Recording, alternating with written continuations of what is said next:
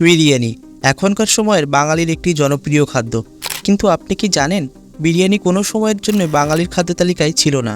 আসুন জেনে নেই বিরিয়ানির ইতিহাস, অথবা বলতে পারেন বিরিয়ানি বাঙালির খাদ্য তালিকায় উঠে আসার ইতিহাস।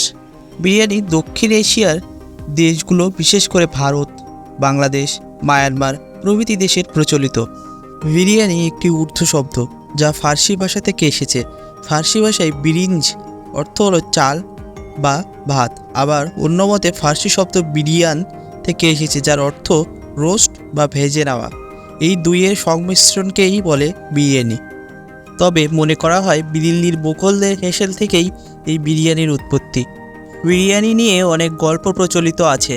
এর মধ্যে জনপ্রিয় মোগল সাম্রাজ্ঞের মমতাজের গল্পটি। মোগল সাম্রাজ্ঞী মমতাজ একদিন মমতাজ মহল সৈন্যদের ব্যারাকে যান।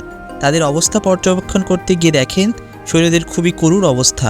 তাদের ভগ্ন স্বাস্থ্য তাকে এতই ভাবিয়ে তুলেছিল যে তিনি তৎক্ষণাৎ সৈন্যদের বাবুর্চিকে ডেকে আনলেন আর নির্দেশ দিলেন চাল মাংস দিয়ে এমন একটা খাবার তৈরি করতে যা সৈন্যদের পুষ্টি দেবে ও স্বাস্থ্য ফিরিয়ে আনবে।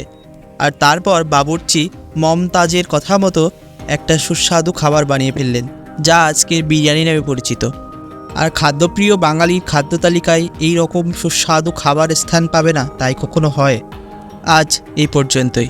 আমাদের ভিডিও ভালো লাগলে লাইক, কমেন্ট, সাবস্ক্রাইব করে আমাদের পাশে থাকবেন।